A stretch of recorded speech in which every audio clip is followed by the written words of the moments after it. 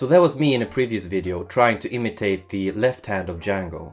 And ever since I first heard the epic recordings of this jazz guitar genius, I have been obsessed with his music and his story, which is fascinating in so many regards. In this video I want to share some of the lessons that I have learned from him, both in a practical sense on the guitar and also life lessons in general, because we can all learn a lot from Django Reinhardt.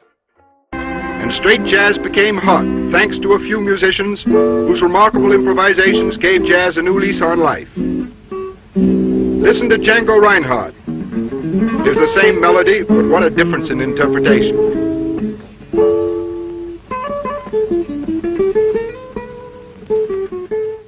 What first comes to mind, obviously, is Django's ability to overcome extreme difficulties. You know, if I burnt my left hand, leaving my ring and little finger paralyzed, I would probably quit the guitar, become depressed and bitter. Django instead decided to relearn the guitar and then became the most influential jazz guitarist in history. And it turns out this horrible event in Django's life would be the catalyst for a completely new way of playing the guitar.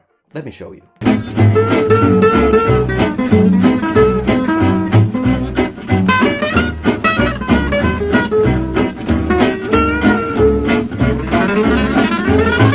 I've done a lot of practicing with two fingers like Django, and one of the great benefits that I found is that you're forced out of habitual patterns on the guitar. One thing that really stands out in Django's playing is the use of arpeggios.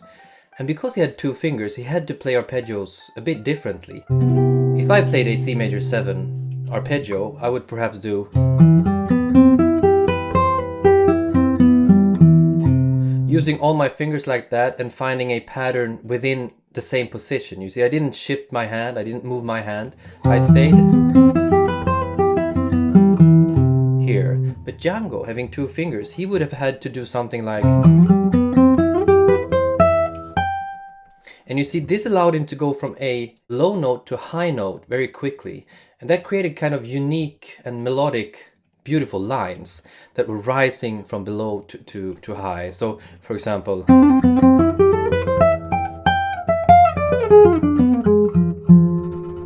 Going back.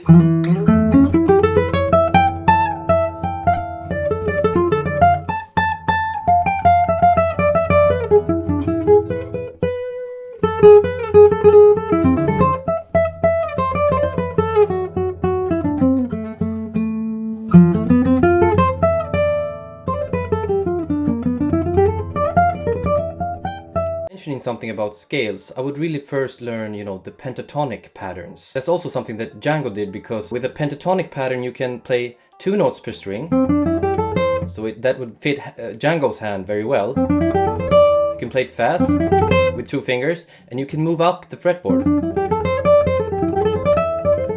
So you want to practice, for example, this pentatonic pattern and then do it to a backing track and in swing time. So create little patterns, little phrases, and practice moving up and down the fretboard.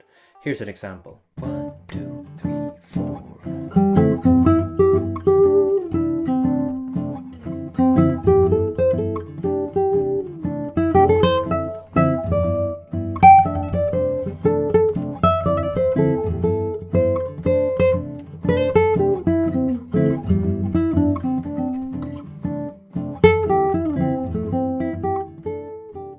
In that way you have to rely more on your ear and focus more on melody creation than just, doing the same licks over and over again.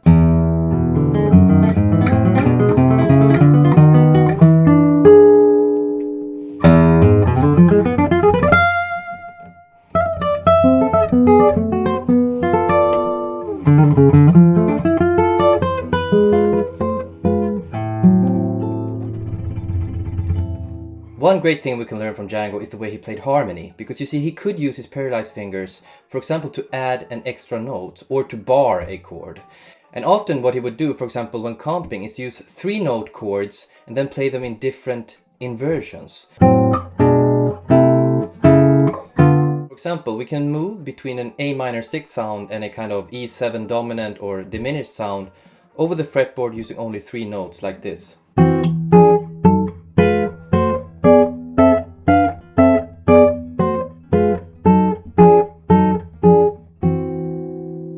Django would also use, 4-note chords, for example, barring. Or when comping, 3-note chords again. Here's A minor 6. Going to D minor 6, same shape. Going to kind of E7 or diminished, half diminished. I'm using only one shape.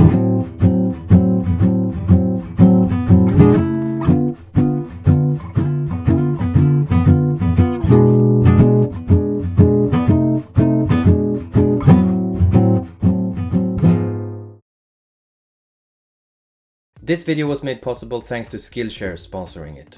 Nothing will bring you more joy in life than to learn a new skill. Regardless if you're a beginner or pro, Skillshare is an awesome online learning community where as a member you get unlimited access to thousands of inspiring classes with great teachers in a variety of topics, including film and video, graphic design, illustration, music, photography, and much more. I'm a huge fan of Skillshare myself, and I go there almost every day to find inspiration in the moment. It has a strong community with fellow creatives, and it's all about learning. There are no ads, and they're always launching new premium classes. Currently I'm checking out a class called iPhone Filmmaking. Create Cinematic Video with Your Phone by Caleb Babcock and Niles Gray. And it made me realize how much you can do with your phone. You don't always need expensive gear. Skillshare is also incredibly affordable. It's less than $10 a month with an annual subscription. Time is what we make of it. And as a member of Skillshare, you can spend 2021 creating something meaningful. The first 1,000 people to use the link in my description will get a free trial of Skillshare Premium membership, so you can explore your creativity.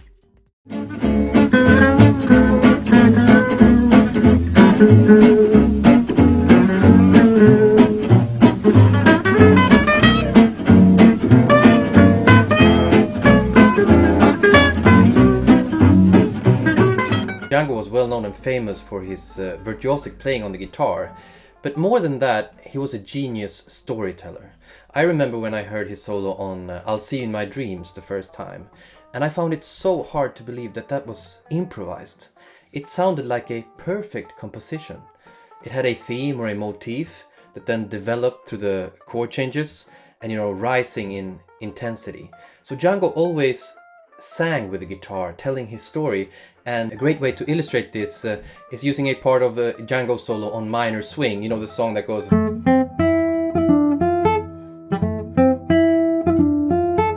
One of Django's most famous recordings. So he starts his solo like... continuing. And then he goes... So as you can hear, he creates a theme and then he stays true to it and allows himself to breathe between the lines, just like a composer would. You should really listen to this solo as well, and how he builds the intensity, and how then the violinist Stéphane Grappelli just plays this continuous kind of Django solo to this ecstatic climax. It's an amazing recording, Minor Swing. When I record myself improvising, I'm always struck by the fact that I play too many notes. It's too many ideas at once. I'm not developing anything. I'm just suddenly playing something fast, or I'm playing some, lick that I learned, and it has no good flow. A great way to escape the limitations of your instrument is to use your voice instead. Now maybe you can't sing, but what you can do then is use your imagination. So close your eyes and try to think up a phrase. So let's try and do that now. I'm going to use the chord changes to All of Me, the famous jazz standard, All of me, why not take all of me?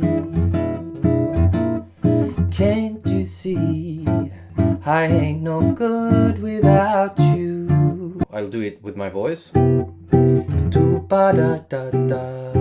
Okay, so now that's our theme. La ba da da da. Let's try and imitate that on the guitar. Go to the next chord. Same theme, but now over E7. So then we have continuing.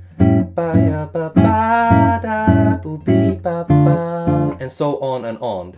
And you see, I'm trying to stay true to the original theme, then developing it through the chord changes. Something that Django did naturally, but for us mere mortals, it takes a lot of time. But that's a great way to exercise this, to connect your instrument to your voice instead of being limited by the guitar.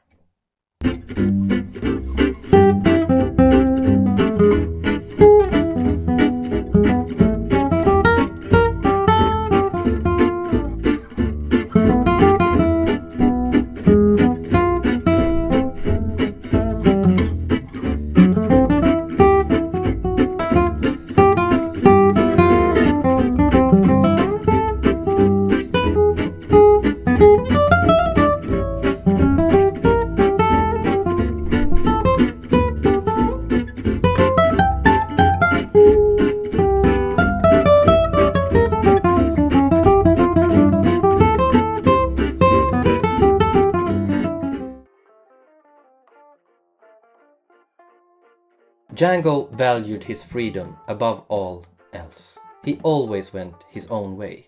He was a Romani, and the Romani people were travelers, often outside of conventional society. And society has a tendency to civilize us to death almost. It becomes very difficult to be yourself and to be truly free.